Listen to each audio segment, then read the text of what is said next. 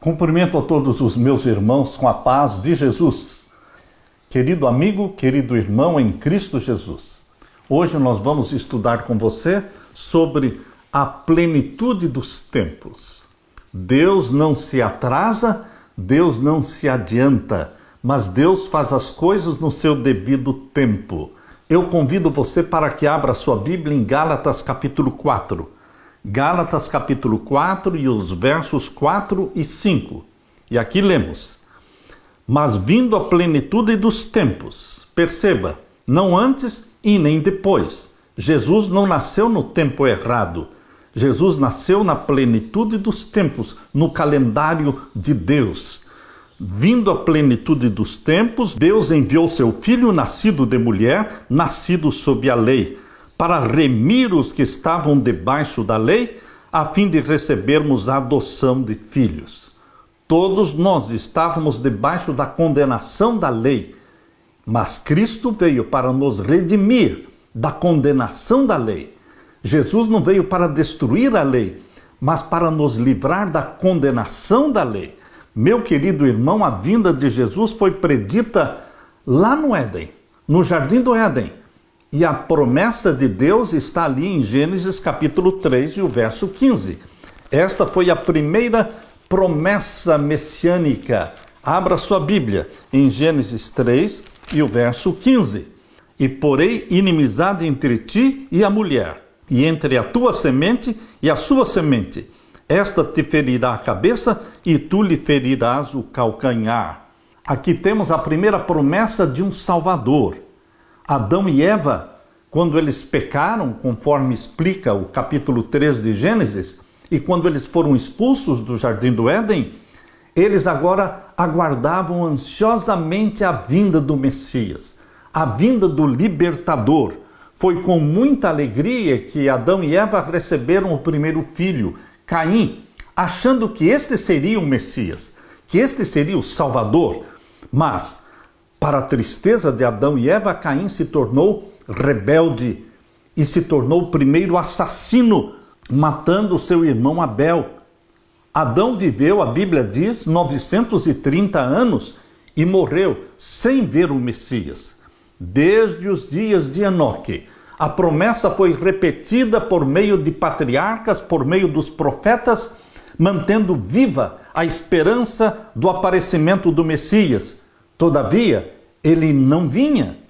E a profecia de Daniel capítulo 9 revelou então o tempo do advento do Messias. Mas nem todos entendiam corretamente a mensagem da profecia de Daniel capítulo 9, as 70 semanas.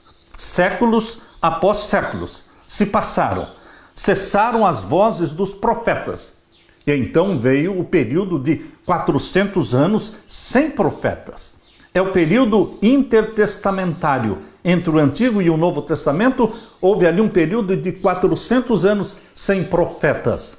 Mas, assim como as estrelas no vasto circuito da sua indicada órbita não se adianta e nem se atrasa, também os desígnios de Deus não conhecem adiantamento e nem tardança. Aleluia! Deus revelou para Abraão a escravidão de Israel no Egito e declarou que o tempo da sua peregrinação seria de 430 anos, conforme diz Gênesis 15, verso 14. E então sairão depois com grandes riquezas.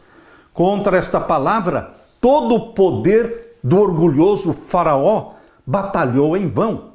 Naquele mesmo dia, Êxodo capítulo 12, verso 41, naquele mesmo dia indicado na promessa divina, todos os exércitos do Senhor saíram da terra do Egito. Cumpriu-se a promessa de libertação.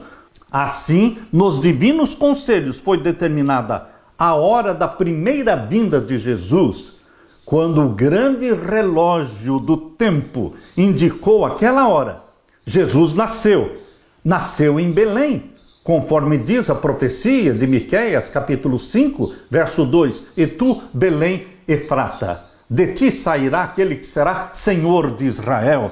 Meu querido irmão, Jesus nasceu em Belém. O nascimento de Jesus não foi antes, não foi depois, mas no tempo indicado por Deus, Gálatas 4:4. Vindo a plenitude dos tempos, Deus enviou o seu Filho. As nações estavam unidas neste tempo sob um só governo, o governo de Roma. Falava-se vastamente em todo o império uma só língua, a língua grega, a qual era por toda parte reconhecido como a língua da literatura. De todas as terras, os judeus da dispersão reuniam-se em Jerusalém para as festas anuais. Ao voltarem para os lugares da sua peregrinação, podiam espalhar por todo o mundo as novas da vinda do Messias. Por essa época, os sistemas pagãos iam já perdendo o domínio sobre o povo. Homens e mulheres estavam cansados de aparências e fábulas, ansiavam por uma religião capaz de satisfazer a alma. Tinham sede do conhecimento do Deus vivo, sede da certeza de uma vida melhor e eterna, além da morte. Muito ansiosos aguardavam a vinda do libertador. Fora do povo de Israel, fora da nação judaica, houve homens que predisseram o aparecimento de um sábio, de um instrutor. Esses homens andavam em busca da verdade e as palavras da profecia despertaram a esperança no coração de milhares no mundo dos gentios. Fazia séculos que as escrituras tinham sido traduzidas para o grego, a língua vastamente falada no Império Romano. Os judeus estavam espalhados por toda parte e sua expectação da vinda do Messias era também partilhada pelos gentios. Entre aqueles que os judeus consideravam como pagãos, encontravam-se homens que possuíam melhor compreensão das profecias da Escritura relativas ao Messias, entendiam melhor do que os mestres de Israel. Havia ainda entre os judeus uns descendentes daquela santa linhagem, através da qual fora conservado o conhecimento de Deus. 4.000 anos já tinham se passado, desde que a promessa tinha sido feita em Gênesis 3,15, lá no Jardim do Éden. E agora chegou a plenitude dos tempos. A humanidade tinha se tornado mais degradada através dos séculos de transgressão. Satanás, por 4.000 anos, esteve operando para tornar intransponível o abismo entre a terra e o céu. Por suas falsidades, tornou os homens atrevidos no pecado. Era o desígnio de Satanás esgotar a paciência de Deus e extinguir o amor de Deus para com os homens, de maneira que Deus abandonasse o mundo para a satânica jurisdição. Por meio do paganismo, Satanás desviou por séculos e séculos os homens de Deus. O princípio de que o homem se pode salvar por suas próprias obras, o princípio que está na base de toda a religião pagã, tinha se tornado também o princípio da religião judaica. Satanás infiltrou a salvação pelas obras, a salvação pelas penitências, pela autoflagelação. O povo de Deus, a quem Deus chamou para ser coluna e fundamento da verdade, transformou-se em representantes de Satanás na terra. Os próprios sacerdotes que ministravam no templo haviam perdido de vista o significado do serviço que realizavam. O sistema de sacrifícios do santuário terrestre, Satanás transformou num sistema de salvação por obras. Deixaram de olhar para além do símbolo, àquilo que tinha verdadeiro significado. Os sacerdotes, ao apresentarem as ofertas sacrificais, eram como que simples atores num palco. O engano do pecado tinha atingido sua culminância. Agentes satânicos estavam incorporados com os homens. O pecado tinha se tornado uma ciência e era o vício consagrado como parte da religião. Satanás já celebrava sua vitória por ter conseguido rebaixar a imagem de Deus na humanidade. O corpo de homens e mulheres que tinham sido criados para serem habitação do Espírito Santo tinha se tornado morada de demônios. Justo no momento de maior apostasia, quando Satanás parecia prestes a triunfar, veio o Filho de Deus como embaixador da graça divina. Em vez de destruir o mundo, Deus enviou seu Filho para salvar o mundo. Então nasceu Jesus, a fim de restaurar o homem à imagem do seu Criador. Jesus veio para ser Deus habitando na família humana. Isaías, capítulo 7 e o verso 14. Abra sua Bíblia. Isaías, capítulo 7 e o verso 14. Portanto, o mesmo Senhor vos dará um sinal. Eis que uma virgem conceberá e dará à luz um filho, e será o seu nome Emanuel. Jesus nasceu. Jesus veio para ser o rosto humano de Deus. Mas, meu querido irmão, mesmo o nascimento de Jesus foi pervertido por Satanás. Satanás se especializou em pegar as coisas de Deus e pervertê-las, paganizá-las. Por isso se espalhou no mundo todo a história de que Jesus Cristo nasceu no dia 25 de dezembro. Mas Jesus não nasceu no dia 25 de dezembro. Satanás usa as coisas boas de Deus, como o nascimento de Jesus na terra, para transformar isso em idolatria. O Natal foi transformado em idolatria e comércio. O dia 25 de dezembro é uma festa pagã que celebra o nascimento de Tamuz, filho do Sol, filho de Nimrod e de Semíramis. Queridos, Tamuz passou a ser adorado mesmo entre o povo de Deus no Antigo Testamento. Abra sua Bíblia em Ezequiel, capítulo 8. Ezequiel, capítulo 8, vamos ver os versos 14 a 18. Leia comigo. Ezequiel, capítulo 8, verso 14 em diante. E levou-me à entrada da porta da casa do Senhor, que está da banda do norte, e eis que estavam ali mulheres assentadas chorando por Tamuz. Percebam, o povo de Deus, chorando por Tamuz. Tamuz é o filho do Sol, filho de Nimrod e Semíramis. Foi ele quem nasceu dia 25 de dezembro, segundo a história babilônica. E diz aqui o verso 15, e disse-me, viste, filho do homem, verás ainda abominações maiores do que estas? E levou-me para o átrio interior da casa do Senhor, e eis que estavam à entrada do templo do Senhor, entre o pórtico e o altar, cerca de 25 homens, de costas para o templo do Senhor, e com os rostos para o oriente, e eles adoravam o sol, virados para o oriente. Quem adora Tamuz está adorando o sol, dando as costas para Deus.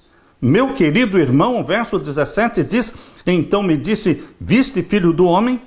Há coisa mais leviana para a casa de Judá do que essas abominações que fazem aqui? Havendo enchido a terra de violência, tornam a irritar-me, e ei-lo a chegar o ramo ao seu nariz. Pelo que também eu procederei com furor, o meu olho não poupará, nem terei piedade. Ainda que me gritem aos ouvidos com grande voz, eu não os ouvirei. Deus abomina a adoração de Tamuz.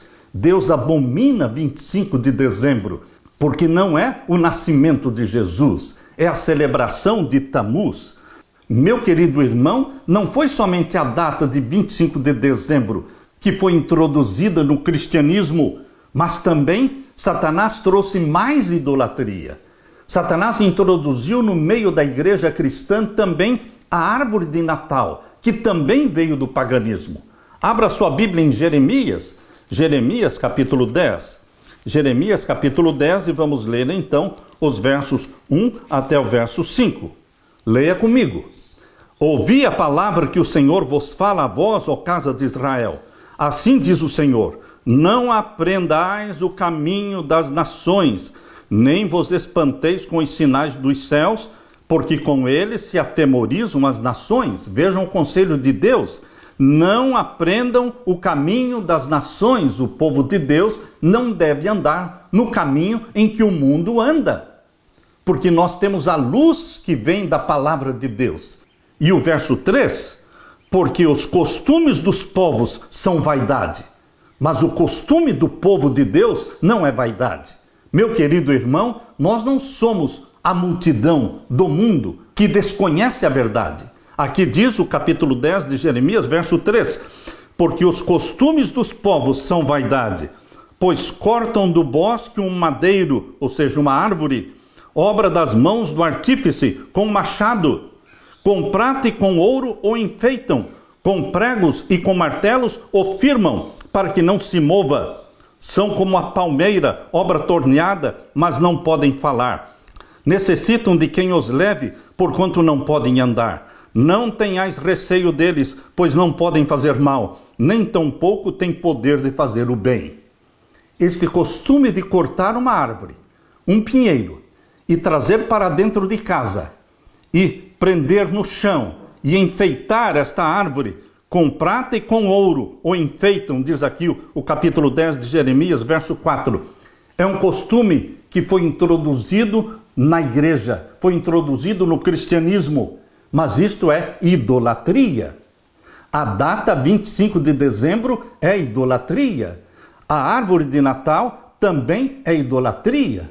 Mas não bastasse, meu querido irmão, meu querido amigo, em Cristo Jesus, não bastasse tudo isso, Satanás também introduziu o Papai Noel no lugar do Papai do Céu. Quem você adora? A quem você serve?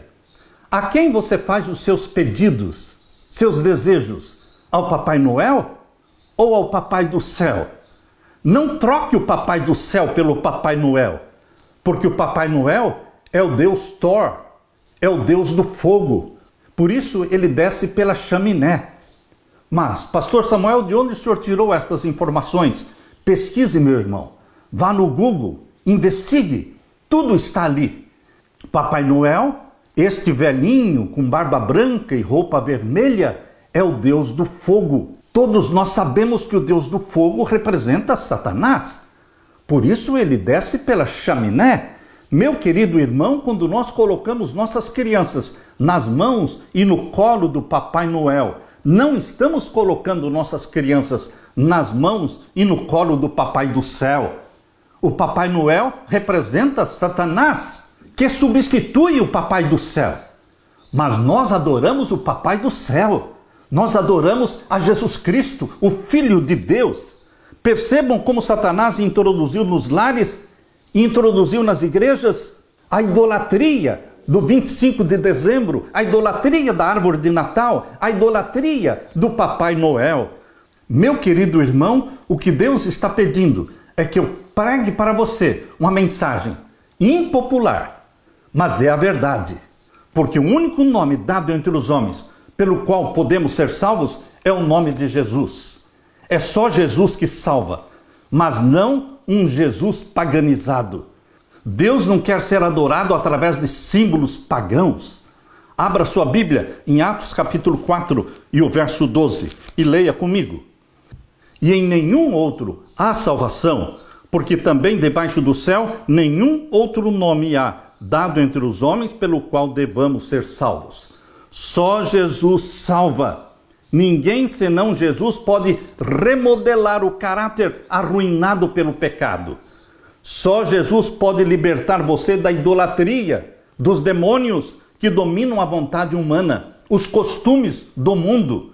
Jesus veio para nos erguer do pó, para reformar o caráter manchado, segundo o modelo do caráter divino, embelezando o seu caráter com a beleza do caráter de Jesus.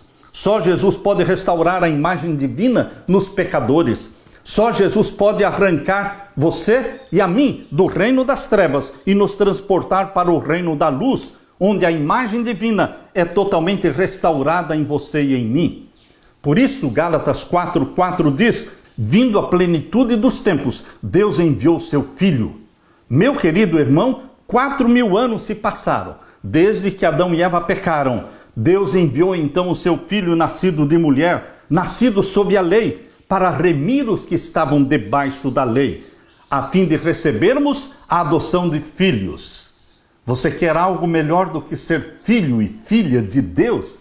É isso que Deus faz.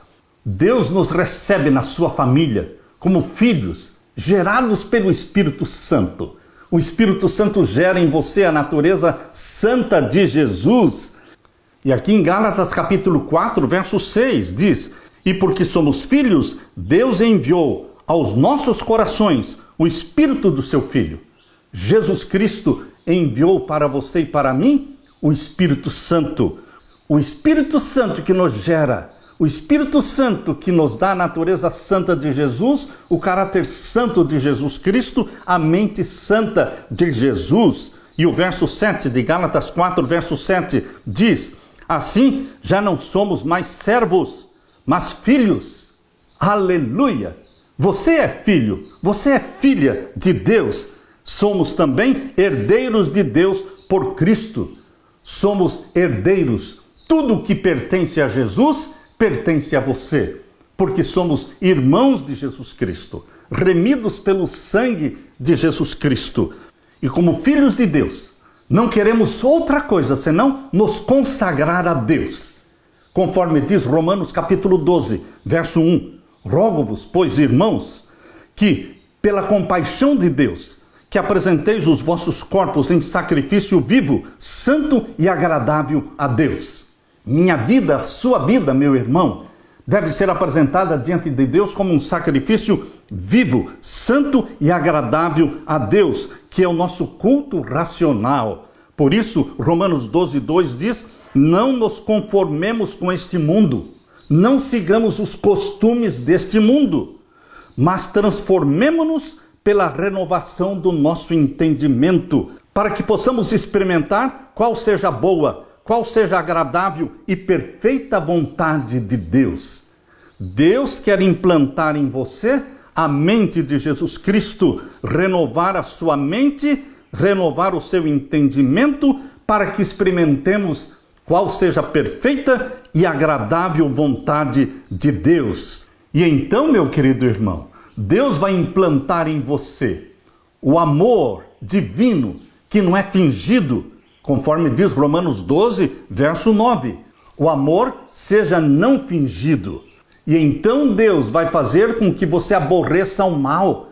Fará com que o pecado lhe seja repulsivo. O amor seja não fingido, aborrecei o mal e apegai-vos ao bem.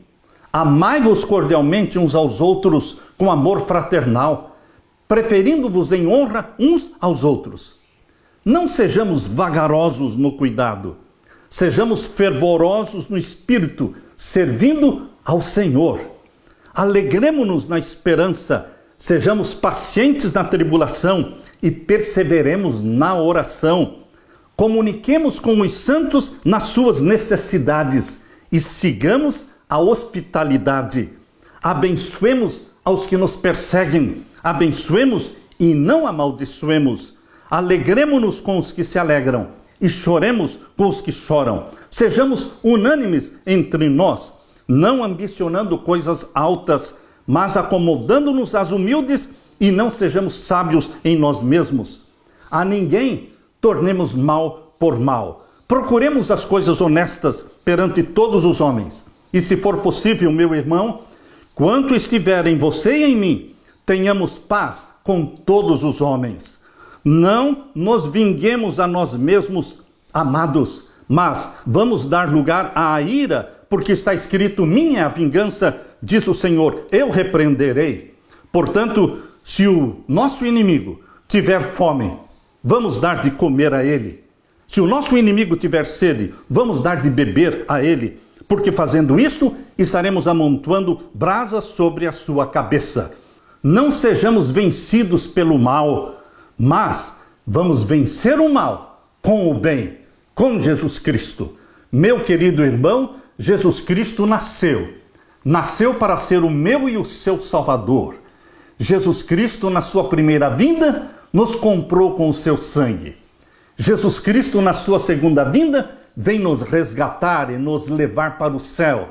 Nós pertencemos a Jesus Cristo e vamos viver a eternidade na presença do nosso Pai, na presença de Jesus Cristo, nosso Salvador, sendo habitação eterna, templos eternos do Espírito Santo que em nós habita. Aleluia! Deus seja louvado. Deixe-me orar com você. Pai querido que estás nos céus, nós te louvamos porque Jesus nasceu para ser um de nós e nasceu para ser Salvador nosso. Nós te louvamos porque Jesus Cristo nos deixou a bendita promessa de que Ele vai voltar. Volte logo, querido Jesus. Derrame o Espírito Santo sobre mim e os meus irmãos, livra-nos da idolatria, livra-nos dos enganos de Satanás e vem viver em nós, através do Espírito Santo. Em nome de Jesus pedimos e agradecemos. Amém e amém. Deixo com você, meu irmão e irmã, a paz de Jesus. Amém.